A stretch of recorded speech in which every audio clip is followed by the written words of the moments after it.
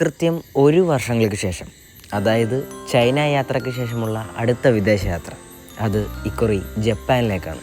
പതിവ് പോലെ തന്നെ 7 ദിവസങ്ങളിലേക്ക് വേണ്ടിയുള്ള 8 ജോഡി ഡ്രസ്സും അതിനനുസരിച്ചുള്ള പാൻറ്റും തേച്ച് മടക്കി നമ്മൾ വച്ചു.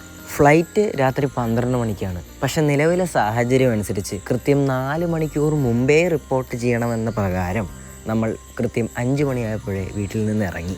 18 വയസ്സ് എപ്പോഴേ കഴിഞ്ഞതുകൊണ്ടും അതിനുള്ള ഡ്രൈവിംഗ് ലൈസൻസ് കിട്ടിയത് കൊണ്ടും മാത്രമാണ് ഞാൻ വണ്ടി ഓടിക്കുന്നത്. ആരും തെറ്റിദ്ധരിക്കരുത്. ഏകദേശം നമ്മൾ പറഞ്ഞ പോലെ തന്നെ എയർപോർട്ടിൻ്റെ മുമ്പിലെത്തി. അതായത് ഒരു 5 കിലോമീറ്റർ ചുറ്റളവിലെത്തി. ഇവിടുന്ന് നമ്മൾ ജസ്റ്റ് ഒന്ന് ഭക്ഷണം കഴിച്ചു. എൻ്റെ മുന്നിൽ വിശന്നിട്ട് കണ്ണ് കാണാൻ മേലായിരുന്നു. കഴിച്ച പൊറോട്ടയ്ക്ക് എണ്ണയില്ലെന്ന് തന്നെ പറയും. ഒരു 6-7 പൊറോട്ട കഴിച്ചു. ഞാൻ അത് കുറേ നാൾക്കായിട്ടാണ് ഇത്രയൊക്കെ കഴിക്കുന്നത്. ഇനി എന്താണ് അടുത്ത പരിപാടി? നേരെ എയർപോർട്ടിലേക്ക് പോകുന്നു. ഞാൻ പറഞ്ഞല്ലോ, ഇപ്പോഴത്തെ സിറ്റുവേഷൻ വെച്ചിട്ട് 5 മണിക്കൂർ മുമ്പേ റിപ്പോർട്ട് ചെയ്യണമെന്നാണ്. 5 മണിക്കൂർ കഴിഞ്ഞ് ഇപ്പോൾ ഈ 4 മണിക്കൂറേ ഉള്ളൂ. പക്ഷെ കുഴപ്പമില്ല, നമ്മൾ ഇപ്പോൾ എത്തും. ഇവിടുന്ന് ഞാൻ പറഞ്ഞല്ലോ 5 കിലോമീറ്ററേ ഉള്ളൂ. നിലവിൽ ഞാൻ ട്രാവൽ ചെയ്യാൻ പോകുന്ന 19ാമത്തെ രാജ്യമാണ് ഇപ്പോൾ പോകുന്ന ജപ്പാൻ. അതിനു മുമ്പ് ട്രാവൽ ചെയ്ത് ചൈന ആയിക്കോട്ടെ, UAE ആയിക്കോട്ടെ, സിംഗപ്പൂർ ആയിക്കോട്ടെ, മലേഷ്യ ആയിക്കോട്ടെ, തുടങ്ങിയുള്ള 15 രാജ്യങ്ങളായിക്കോട്ടെ, അതിൽ നിന്നും ഭയങ്കര എക്സൈറ്റ്മെൻറ്റാണ് ഇപ്പോൾ പോകുന്നത് ഞാൻ പറഞ്ഞ ജപ്പാൻ. ശരിക്കും ഈ വെക്കേഷന് പോകുന്ന ജപ്പാൻ യാത്ര ഒരു അപ്രതീക്ഷിത യാത്ര തന്നെയാണ്. കാരണം വേറൊന്നുമല്ല, നമ്മൾ ഇക്കുറി വെക്കേഷന് ജപ്പാനിലേക്കല്ല പോകാനിരുന്നത്. പകരം ഇതുപോലെ തന്നെ അതിസുന്ദരമായ വേറൊരു രാജ്യത്തേക്കായിരുന്നു. അത് ഏത് രാജ്യമാണെന്ന് ഞാൻ അടുത്ത വർഷം ആ രാജ്യത്ത് പോകുമ്പോൾ ആ വ്ളോഗിൽ ഞാൻ പറയാം. അന്ന് പറഞ്ഞത് ഈ രാജ്യമായിരുന്നു. അത് പല സാങ്കേതിക കാരണങ്ങൾ കൊണ്ടും വിസയുടെ കുറച്ച് പ്രശ്നങ്ങളൊക്കെ കാരണം നമുക്ക് ആ രാജ്യത്തിൻ്റെ വിസ കിട്ടാഞ്ഞത് കൊണ്ട് നമ്മളിനി എവിടെ പോകുന്നു വല്ലാണ്ട് ഞാനും അച്ഛനും ടെൻഷൻ അടിച്ചു. കാരണം ഈ വെക്കേഷൻ എവിടെയെങ്കിലും പോകണമല്ലോ, അത്രയ്ക്കും ആഗ്രഹിച്ചിരുന്നല്ലേ. അങ്ങനെ ആലോചിച്ചിരുന്നപ്പോഴാണ് പുതിയൊരു ടീം, നമ്മൾ ഇതുവരെ പോകാത്ത സാന്റാ മോണിക്ക, അക്ബർ ട്രാവൽസ് എന്നൊക്കെ മാറി നമ്മൾ ഇപ്രാവശ്യം പുതിയൊരു ടീമിനെ കണ്ടെത്തി. Sky time tours and travels. നമ്മുടെ ഫ്ലൈറ്റ് 12:30-ക്കാണ്. ഇപ്പോൾ നിലവിൽ 11:15 സമയം. ജപ്പാനിൽ ഇപ്പോൾ 2:45. നമ്മളെക്കാളും 3.5 മണിക്കൂർ മുന്നെയാണ് അവർ. ഞാൻ നേരത്തെ പറഞ്ഞു, ഒട്ടും എക്സ്പെക്റ്റഡ് അല്ലാതെ തികച്ചും അൺഎക്സ്പെക്റ്റഡായിട്ട് പോകുന്നൊരു യാത്രയാണ് നമ്മളിപ്പോൾ പോകുന്ന ജപ്പാൻ യാത്ര. കാരണം വേറൊന്നുമല്ല, ജപ്പാനിലേക്ക് പോകും എന്ന് ഒരു ഉറപ്പ് മനസ്സിലുണ്ടെന്നല്ലാതെ ഈ വർഷം പോകുന്നോ അല്ലെങ്കിൽ അതിൻ്റെ അടുത്ത വർഷം പോകുന്നോ പോട്ടെ അതിൻ്റെ അടുത്ത വർഷം പോകുന്ന ഒരു ഉറപ്പ് പോലും എൻ്റെ മനസ്സിലില്ലായിരുന്നു. അതുകൊണ്ട് തന്നെ ഒരു കാര്യം സംഭവിച്ചു. ഇതിനു മുമ്പുള്ള രാജ്യങ്ങളിൽ, ചൈനയിലായിക്കോട്ടെ, സിംഗപ്പൂരായിക്കോട്ടെ, UAE ആയിക്കോട്ടെ, മറ്റ് രാജ്യങ്ങളിലൊക്കെ ആയിക്കോട്ടെ, പോകുന്നതിന് മുമ്പ് ആ രാജ്യത്ത് നമ്മൾ കറങ്ങുന്ന സ്ഥലങ്ങളെക്കുറിച്ച് ജസ്റ്റ് അതിൻ്റെ ഹിസ്റ്ററിയും അതിൻ്റെ പ്രത്യേകതകളൊക്കെ ജസ്റ്റ് ഒന്ന് ബ്രീഫ് ചെയ്ത് നോട്ട് ചെയ്ത് ഇങ്ങനെയൊക്കെയാണ് എന്നറിഞ്ഞിട്ടാണ് പോകാറുള്ളത് പതിവ്. പക്ഷേ ജപ്പാൻ യാത്രയുടെ കാര്യത്തിൽ അതെനിക്ക് സംഭവിച്ചിട്ടില്ല. പക്ഷെ അതൊന്നും നോക്കാതെ തന്നെ ഞാൻ പറഞ്ഞില്ലെങ്കിലും നിങ്ങൾക്കും അറിയാവുന്ന ഒരുപാട് പോകണം എന്ന് നിങ്ങളിൽ പലരും ആഗ്രഹിച്ചിരുന്ന സ്ഥലങ്ങളിൽ ഞാൻ പോകുന്നുണ്ട്. അതുകൊണ്ട് അതിനെക്കുറിച്ച് ഒന്നും പറയേണ്ട ആവശ്യമില്ല. ഉദാഹരണത്തിന് ജപ്പാനിലെ ഏറ്റവും വലിയ മൗണ്ടനായ ഫുജി മൗണ്ടൻ ആയിക്കോട്ടെ, ടോക്കിയോ നഗരമായിക്കോട്ടെ, ഹിരോഷിമ ആയിക്കോട്ടെ, അങ്ങനെ ഒരുപാട് സ്ഥലങ്ങളിൽ നമ്മൾ പോകുന്നുണ്ട്. അയ്യോ, പറഞ്ഞു നിലവിലെ യാത്രാവിശേഷങ്ങൾ പറയാൻ വിട്ടുപോയി കേട്ടോ. നമ്മുടെ നാട്ടിൽ നിന്ന് ഒരു കണക്ഷൻ ഫ്ലൈറ്റാണ്. അതുകൊണ്ട് തന്നെ സിംഗപ്പൂരാണ് നമ്മൾ ആദ്യം ചെന്ന് ഇറങ്ങിയത്. 4 മണിക്കൂർ കൊണ്ട് സിംഗപ്പൂർ എത്തിയപ്പോൾ സിംഗപ്പൂരിൽ രാവിലെ ഒരു 6:30-7 മണിയൊക്കെ ആയി എത്തിയപ്പോൾ. ഇനി ഇവിടുന്ന് 7 മണിക്കൂർ, ടോട്ടൽ 11 മണിക്കൂറാണ് യാത്ര. അതിൽ വെറും 4 മണിക്കൂറേ കഴിഞ്ഞുള്ളൂ. പക്ഷേ 4 മണിക്കൂറത്തേക്ക് റിലാക്സ് ചെയ്യാൻ വേണ്ടി സിംഗപ്പൂർ എയർപോർട്ടിലെ കുറേ കാഴ്ചകൾ ചെന്നവർക്ക്, സിംഗപ്പൂർ എയർപോർട്ട് കണ്ടവർക്കറിയാം, ലോകത്തിലെ തന്നെ one of the most beautiful എയർപോർട്ടാണ് സിംഗപ്പൂർ എയർപോർട്ട്. അയ്യോ, അതിനെക്കുറിച്ച് പറയാനാണെങ്കിൽ അത് തന്നെ ഒരു വ്ളോഗുണ്ട്. സിംഗപ്പൂർ എയർപോർട്ടിനെ കുറിച്ച് ഒരു 4 വ്ളോഗ് എടുക്കാൻ അത്രയും കറങ്ങാനുണ്ട് സിംഗപ്പൂർ എയർപോർട്ട്. അത് പോയവർക്കറിയാം. അത്രയ്ക്കും മോസ്റ്റ് ബ്യൂട്ടിഫുൾ ആയിട്ടുള്ളൊരു വെള്ളച്ചാട്ടം, ആർട്ടിഫിഷ്യൽ വെള്ളച്ചാട്ടമുണ്ട്, വാട്ടർഫാൾസ് ഉണ്ട്, ഒരു ഫോറസ്റ്റ് തന്നെ അവർ ബിൽഡ് ചെയ്തിട്ടുണ്ട്. അത് കണ്ടവർക്കറിയാം. കണ്ടാൽ അത് ഞെട്ടിപ്പോകുന്ന രീതിയിലുള്ള ഒരു ബ്യൂട്ടിഫുൾ സിനാരിയോയാണ് സിംഗപ്പൂർ എയർപോർട്ട്. സിംഗപ്പൂർ എയർപോർട്ടിൽ നിന്ന് കൃത്യം ഉച്ചയായപ്പോൾ നമ്മൾ ജപ്പാനിലുള്ള ടോക്കിയോ എയർപോർട്ടിലേക്ക് തിരിച്ചു. ഇനി ഇവിടുന്ന് ഏകദേശം ഒരു 5-6 മണിക്കൂർ യാത്രയുണ്ട്. ഞാൻ നേരത്തെ പറഞ്ഞ പോലെ ഒരു 11 മണിക്കൂറാണ് ടോട്ടൽ യാത്ര. അതിൻ്റെ ഒരു കാൽഭാഗം 40% കഴിഞ്ഞെന്ന് പറയാം. ജപ്പാനിലെ ടൈം വെച്ച് ഏതാണ്ട് ഒരു 6-6:30 ആകുമ്പോൾ നമ്മളെത്തും. ഇപ്പോൾ നിലവിലെ ഫ്ലൈറ്റിന് പുറത്തുള്ളൊരു സ്പീഡാണ് നിങ്ങളിപ്പോൾ കാണുന്നത്. 866 km/h സ്പീഡിലാണ് നമ്മൾ പോകുന്നത് കേട്ടോ. ഇതിൻ്റെ മുന്നേ ചിന്തിക്കാൻ പോലും പറ്റണില്ല. എനിവേ വല്ലാത്തൊരു എക്സ്പീരിയൻസ് ആണ് കേട്ടോ. ഫ്ലൈറ്റിൽ പോയവർക്ക് അതൊക്കെ അറിയാം. എനിക്ക് ഈ എത്രാമത്തെ പ്രാവശ്യമെന്ന് പറയാൻ പറ്റില്ല ഫ്ലൈറ്റിൽ കയറിയത്. പക്ഷെ എന്നിട്ടും എനിക്കിപ്പോഴും നല്ല എക്സൈറ്റ്മെൻറ്റാണ് ഫ്ലൈറ്റിൽ കയറുന്നത്. എനിക്ക് ആ ഫ്ലൈറ്റിൽ കയറുന്നത് ഇഷ്ടമാണ്. ആദ്യം കയറിയ ആ ഒരു എക്സൈറ്റ്മെൻറ്റ് ഇപ്പോഴും എൻ്റെ മനസ്സിലുണ്ട്. കാരണം വന്ന വഴി മറക്കുന്നില്ല എന്നാണ് അതിൻ്റെ അർത്ഥം. ജപ്പാനിലേക്ക് ഇറങ്ങുന്നതിന് മുമ്പ് നിങ്ങളിപ്പോൾ ഈ കാണുന്ന പേപ്പറിൽ പോലെ കുറേ ഡീറ്റെയിൽസ് അവർ ചോദിക്കും. അതായത് നമ്മൾ പോലും ചിന്തിക്കാത്ത നമ്മുടെ കുറേ ഡീറ്റെയിൽസ് ഇല്ലേ, അതൊക്കെ ചോദിക്കും. അതൊക്കെ എഴുതി കൊടുക്കേണ്ട ഒരു പേപ്പറാണത്. ഇച്ചിരി ചടങ്ങ് പിടിച്ച പരിപാടിയാണെങ്കിലും എഴുതി കൊടുത്തു. എന്താ പറയുക, ജപ്പാനിലെ ടോക്കിയോ എയർപോർട്ടിൽ നമ്മളെ കാലുകുത്താൻ വേണ്ടി പോവുകയാണ് കേസ്. അങ്ങനെ നീണ്ട നാളത്തെ ഒരു ആഗ്രഹമാണ് ഇപ്പോൾ സഫലീകരിക്കാൻ പോകുന്നത്. അച്ഛൻ്റെയും എൻ്റെ ഏറെ നാളത്തെ ഒരു ആഗ്രഹം തന്നെയായിരുന്നു ജപ്പാനിൽ പോകണമെന്നുള്ളത്. പക്ഷേ അച്ഛൻ്റെ കാര്യം വെച്ച് നോക്കി പറയുമ്പോൾ അച്ഛന് വലിയ ആഗ്രഹമല്ല. അച്ഛൻ്റെ ആഗ്രഹം എന്നെ കൊണ്ടുപോവുക എന്നുള്ളതാണ്. അത് പല വീഡിയോയിലും ഞാൻ പറഞ്ഞിട്ടില്ല. ഈ വീഡിയോയിലെങ്കിലും പറഞ്ഞില്ലെങ്കിൽ പിന്നീട് അത് പറയാനും പറ്റില്ല. അതുകൊണ്ടാണ്. കാരണം വേറെ ഒന്നുമല്ല, അച്ഛന് അങ്ങനെ രാജ്യങ്ങളിൽ പോകണമെന്നോ അങ്ങനെ ഒന്നുമില്ല. അച്ഛനൊറ്റയ്ക്ക് എന്നെ കൊണ്ടുപോകണം. എന്നെ ഒരുപാട് രാജ്യങ്ങൾ, അത് അച്ഛൻ എന്നോടും പറയും കേട്ടോ. പറയാതെ എനിക്ക് അറിയുകയും ചെയ്യാം. അച്ഛൻ എന്നോട് പലപ്പോഴും പറഞ്ഞിട്ടുമുണ്ട്. അത് തന്നെയാണ് എൻ്റെ സത്യം. അതുകൊണ്ട് തന്നെ ഞാനൊരു ഭാഗ്യവാനായ മകനാണെന്ന് ഈ വീഡിയോയിലൂടെ പറയുന്നു. 11 മണിക്കൂറത്തെ ഫ്ലൈറ്റ് യാത്രയ്ക്ക് ശേഷം നമ്മളിപ്പോൾ ജപ്പാനിൽ എത്തിയപ്പോൾ ഇത്രയും നേരം ഈ 11 മണിക്കൂർ ഒന്ന് ആലോചിക്കണം. ഒരു 5 മണിക്കൂർ ഇരുന്നാൽ തന്നെ മടുപ്പാവണ ആൾക്കാരാണ്. ഒരു എൻ്റർടൈൻമെൻ്റ് ഇല്ല. ജസ്റ്റ് ഇടയ്ക്കിടയ്ക്ക് ഫുഡ് വരും. അത് ഞാൻ അവിടെ വെച്ച് പറഞ്ഞായിരുന്നു. സമയം കൂടുന്നൊരു ഫുഡിൻ്റെ എണ്ണവും കൂടുമെന്ന് പറയണ പോലെ ഇഷ്ടംപോലെ ഫുഡ് വരുന്നുണ്ട്. പക്ഷെ അതൊക്കെ ഒരു എൻ്റർടൈൻമെൻ്റ് അല്ല. നമ്മൾ ഫുഡ് കഴിക്കുന്നു, ഉറങ്ങുന്നു, ഫുഡ് കഴിക്കുന്നു, ഉറങ്ങുന്നു, ഫുഡ് കഴിക്കുന്നു, ഉറങ്ങുന്നു.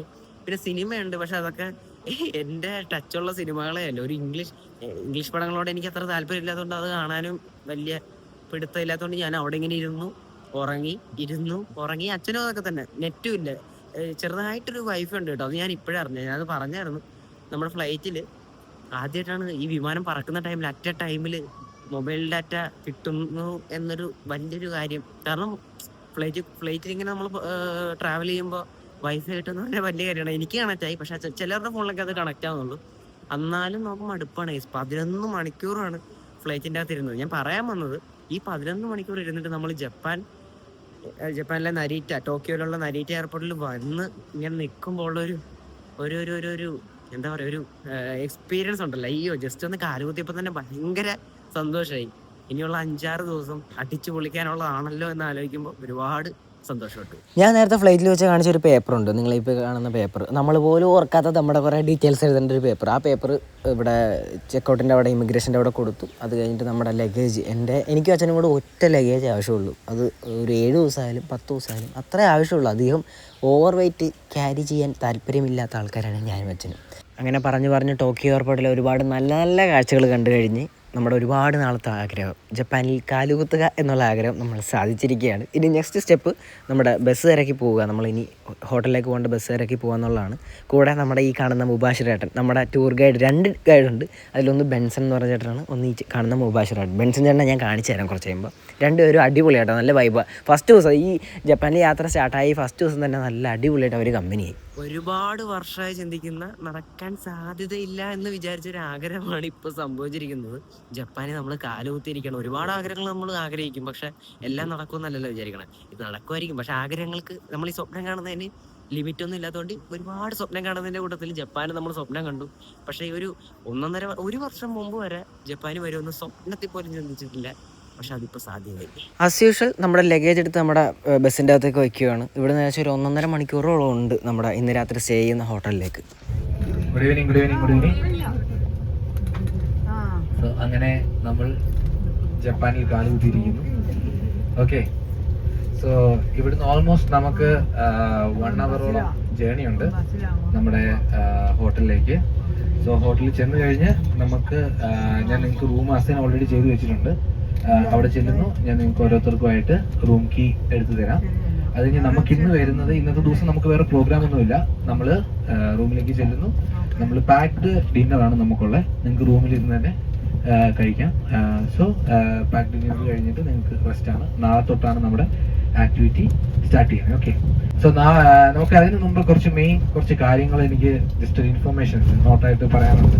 ഫസ്റ്റ് ഓഫ് ഓൾ എനിക്ക് 3 കാര്യങ്ങൾ, 3 പീസ് ഞാൻ തന്നെ പറയാം. ആദ്യം പറഞ്ഞ പോലെ പഞ്ച്വാലിറ്റി. അതിലേറെ ഇമ്പോർട്ടൻ്റ് ആയിട്ടുള്ള വേറൊരു സംഭവമാണ്. അതെന്താ പറയാ, ഏറ്റവും ഇമ്പോർട്ടൻ്റ് ആയിട്ടുള്ള കാര്യമാണ് പാസ്പോർട്ട്. അല്ലേ, പാസ്പോർട്ട് ഇമ്പോർട്ടൻ്റ് അല്ലേ? അതെ. സോ പാസ്പോർട്ട് പോയി കഴിഞ്ഞാൽ ടാറ്റാ ബൈ ബൈ. സൂക്ഷിക്കണമെന്ന്. പാസ്പോർട്ട് പോയി കഴിഞ്ഞാൽ പിന്നെ അറിയാം നിങ്ങൾ എവിടെ പോയി എന്തൊക്കെ നൂലാമാലകളുണ്ടെന്നുള്ള കാര്യം കൃത്യമായിട്ട് അറിയാമല്ലോ. സോ പാസ്പോർട്ട് വളരെ ഇമ്പോർട്ടൻ്റ് ആയിട്ടുള്ള കാര്യമാണ്. നമ്മുടെ ഐഡന്റിറ്റി എന്ന് പറയുന്നത് നമ്മുടെ പാസ്പോർട്ടാണ്. ഇന്ത്യയിൽ നിന്ന് പുറത്തോട്ട് ഇറങ്ങി കഴിഞ്ഞാൽ നമ്മുടെ ഐഡന്റിറ്റി നമ്മുടെ പാസ്പോർട്ടാണ്. സോ പാസ്പോർട്ട് എപ്പോഴും നിങ്ങൾ സേഫ് ആയിട്ട് കയ്യിൽ വെക്കുക. പിന്നെയാണ് പഞ്ച്വാലിറ്റി. അറിയാം, ജപ്പാൻ എന്ന് പറയുന്നത് പഞ്ച്വാലിറ്റിയുടെ മെയിൻ കൂടാരമാണ്. ടൈമിങ് അവർ ഭയങ്കര ഇമ്പോർട്ടൻ്റ് ആണ്. നമുക്ക് ബുള്ളറ്റ് ട്രെയിൻ ഉണ്ട്. ബുള്ളറ്റ് ട്രെയിൻ 25 മിനിറ്റ് 30 സെക്കൻഡ് എന്ന് പറഞ്ഞാൽ കറക്റ്റ് 25 മിനിറ്റ് 29 സെക്കൻഡ് വരും, 30 സെക്കൻഡിൽ പോകും. പോയി കഴിഞ്ഞാൽ നമ്മൾ ടാറ്റ ഇങ്ങനെ കൊടുക്കാനേ പറ്റുള്ളൂ. പിന്നെ വരുന്നതാണ് പേഷ്യൻസ്. ഓക്കെ, നമ്മൾ കുറച്ച് പേഷ്യൻസ്. ഇന്ന് അത്യാവശ്യം തിരക്കുള്ള സ്ഥലമാണ് ജപ്പാൻ. അത്യാവശ്യം ക്യൂ ഉണ്ടാവും. പല സ്ഥലങ്ങളിൽ നമ്മൾ കുറച്ച് പേഷ്യൻ്റ് ആയി ഇരിക്കേണ്ടി വരും. നമ്മൾ കുറച്ച് സമാധാനത്തോടെ വെയിറ്റ് ചെയ്യേണ്ടി വരും. സോ കുറച്ച് സമാധാനം, കുറച്ച് വെയിറ്റ് ചെയ്തിരുന്ന് കഴിഞ്ഞാൽ നമുക്ക് എക്സ്പ്ലോർ ചെയ്യാം, നമുക്ക് നല്ലപോലെ എൻജോയ് ചെയ്യാൻ പറ്റും. നാളെ ഫുൾ ഡേ നമുക്ക് പ്രോഗ്രാം ഉണ്ട്. നമ്മൾ നൈറ്റിൽ തിരിച്ചു വരുള്ളൂ. ഇപ്പോൾ നിങ്ങൾ കണ്ട ആളാണ് ബെൻസൺ ചേട്ടൻ, നമ്മുടെ ടൂർ ഗൈഡാണ്. കൂടെ വന്ന വേറൊരു ചേട്ടനാണ് മുബാഷിർ ചേട്ടൻ. രണ്ടുപേരാണ് നമ്മുടെ ടൂറിനെ ഇന്നത്തെ ഈ ജപ്പാൻ ട്രിപ്പിനെ ഗൈഡ് ചെയ്യുന്നത്. അപ്പോൾ ഇനി ഇവരുടെ കൂടെ ആയിരിക്കും 7-8 ദിവസം നമ്മുടെ ജപ്പാൻ മൊത്തം കറങ്ങാൻ പോകുന്നത്. നേരത്തെ നമ്മുടെ ബെൻസൺ ചേട്ടൻ പറഞ്ഞ പോലെ തന്നെ ഏതാണ്ട് 1.5 മണിക്കൂറത്തെ യാത്രയ്ക്ക് ശേഷം നമ്മൾ നമ്മുടെ ഹോട്ടൽ വില്ല ഫൗണ്ടൈനിൽ എത്തിയിരിക്കുകയാണ്. ഇനി ഇന്നത്തെ ദിവസം വേണ്ടത് നല്ലൊരു ഉറക്കമാണ്. കാരണം വേറെ ഒന്നുമല്ല, ഒരു 11 മണിക്കൂറോളം നമ്മൾ ഫ്ലൈറ്റിലായിരുന്നു. അതിൻ്റെ ക്ഷീണം നല്ലപോലെ ഉണ്ട്. ആയതുകൊണ്ട് തന്നെ ഇന്നത്തെ വ്ലോഗ് ഏതാണ്ട് ഇവിടെ വെച്ച് അവസാനിക്കുകയാണ്. നാളെ തൊട്ടാണ്, അതായത് ഡേ 2 തൊട്ട് ഇനിയുള്ള 6-7 വ്ലോഗുകളാണ് നമ്മുടെ ജപ്പാനെ മൊത്തത്തിൽ എനിക്ക് നിങ്ങളെ കാണിക്കാനുള്ള അവസരം. അതിനിടയ്ക്ക് നമ്മൾ സ്റ്റേ ചെയ്യാൻ പോകുന്ന ഹോട്ടലിനെ കുറിച്ച് ജസ്റ്റ് ഒന്ന് വിവരിക്കാൻ മറന്നുപോയി. നമ്മൾ മൊത്തം ടോട്ടൽ 7 ദിവസമാണ്. അതിൽ 3 നൈറ്റും നമ്മളിപ്പോൾ കാണുന്ന ഹോട്ടൽ വില്ല ഫൗണ്ടൈനിലാണ്. വില്ല ഫൗണ്ടൈൻ ഇപ്പോൾ നമ്മളിപ്പോൾ സ്റ്റേ ചെയ്യുന്ന ഈ 3 ദിവസം ടോക്കിയോ ടൗണിൽ തന്നെ, ടോക്കിയോ ടൗണിലെ അരിഗായ എന്ന് പറഞ്ഞ സ്ഥലത്താണ് നമ്മൾ ഈ ഹോട്ടൽ സ്ഥിതി ചെയ്യുന്നത്. അതായത് നമ്മളിനി 3 ദിവസം സ്റ്റേ ചെയ്യാൻ പോകുന്നത്. നല്ല അടിപൊളി വെൽ എക്വിപ്ഡ് 4 സ്റ്റാർ ഫെസിലിറ്റികളുടെ ഹോട്ടലാണ് ഈ ഹോട്ടൽ വില്ല ഫൗണ്ടൈൻ. നമ്മൾ നമ്മുടെ നാട്ടിൽ നിന്ന് പുറപ്പെട്ട് ഈ ജപ്പാൻ വരെ എത്തിയിരിക്കുന്ന ചെറിയ വിശേഷങ്ങൾ ഒരു കുഞ്ഞു വ്ളോഗിൽ കാണിച്ചെന്ന് മാത്രമേ വിചാരിക്കാവുള്ളൂ. നാളെ തൊട്ടാണ് ജപ്പാനെ ഒന്നുകൂടെ എക്സ്പ്ലോർ ചെയ്യാൻ പോകുന്നത്. നാളെ തൊട്ട് ഇനിയുള്ള 7 ദിവസം ഒരുപാട് നല്ല നല്ല കാഴ്ചകൾ, ചൈന പോലെ തന്നെ നിങ്ങൾക്ക് ഇഷ്ടപ്പെട്ട ഒരുപാട് നല്ല വ്ളോഗുകൾ വരുമെന്ന് ഞാൻ ഉറപ്പ് നൽകുന്നു. നമ്മളിനി 3 ദിവസം സ്റ്റേ ചെയ്യാൻ പോകുന്ന ഈ റൂമും കൂടിയാണ് എനിക്ക് കാണിക്കാനുള്ളത്. പറയേണ്ട ആവശ്യമില്ല, പുറമേ നിന്ന് ആ ഹോട്ടൽ കണ്ടപ്പോൾ തന്നെ എന്നെപ്പോലെ നിങ്ങൾക്കും ഏതാണ്ട് കാര്യങ്ങളൊക്കെ പിടികിട്ടി കാണും. വെൽ എക്വിപ്ഡ് ആയിട്ടുള്ള ഒരു ഹോട്ടൽ തന്നെയാണ്. അതുപോലെ തന്നെ റൂമും എല്ലാ ഫെസിലിറ്റീസും ഉണ്ട്. എടുത്തെടുത്ത് പറഞ്ഞ് ജസ്റ്റ് ക്ലീശ ആക്കുന്നില്ല. ടിവിക്ക് TV ആയിക്കോട്ടെ, ഓവൻ ആയിക്കോട്ടെ, ബെഡിന് ബെഡ് ആയിക്കോട്ടെ, ബാൽക്കണി വിഷ്വൽസിന് ബാൽക്കണി, എല്ലാം കൊണ്ടും വെൽ എക്വിപ്ഡ് ആയിട്ടുള്ള ഞാൻ നേരത്തെ പറഞ്ഞ പോലെ ഒരു റൂം തന്നെയാണ്. ടിവിയുടെ കാര്യം പറയണ്ട, കാരണം നമ്മുടെ നാട്ടിലുള്ളൊരു ചാനലോ നമ്മൾ ഉദ്ദേശിക്കുന്ന ചാനലോ ഒന്നും കിട്ടില്ല. ഇൻ്റർനാഷണൽ ഒരു സിസ്റ്റം ആയതുകൊണ്ട് തന്നെ എല്ലാ ചാനൽസൊന്നും കിട്ടില്ല. പിന്നെ ടോയ്ലറ്റ് നല്ല വെൽ എക്വിപ്ഡ് ആയിട്ടുള്ള ടോയ്ലറ്റാണ്. പറയുമ്പോൾ എല്ലാം പറയണമല്ലോ. നമ്മളൊരു ഹോട്ടലിൽ ചെന്നിട്ട് നമ്മൾ താമസിക്കുന്ന സ്ഥലം കാണിക്കുമ്പോൾ റൂം മാത്രം കാണിച്ചാൽ പോരാ. എല്ലാം കാണുമ്പോൾ ജസ്റ്റ് ഞാൻ ബ്രീഫായിട്ട് പറഞ്ഞു പോകുന്നതേ ഉള്ളൂ. എല്ലാം കൊണ്ടും നല്ലൊരു ദിവസമാവട്ടെ നാളെ തൊട്ടെന്ന് വിശ്വസിക്കുന്നു. ഒരുപാട് നല്ല കാഴ്ചകൾ എന്നെപ്പോലെ നിങ്ങളെയും ഞാൻ കാണിക്കും എന്നുള്ളൊരു ത്രില്ലാണ് ഇന്ന് തൊട്ട് ഇനി അങ്ങോട്ടുള്ള 7 ദിവസം. ജപ്പാനിലെ പുതിയ വിശേഷങ്ങളുമായി വീണ്ടും കാണാം.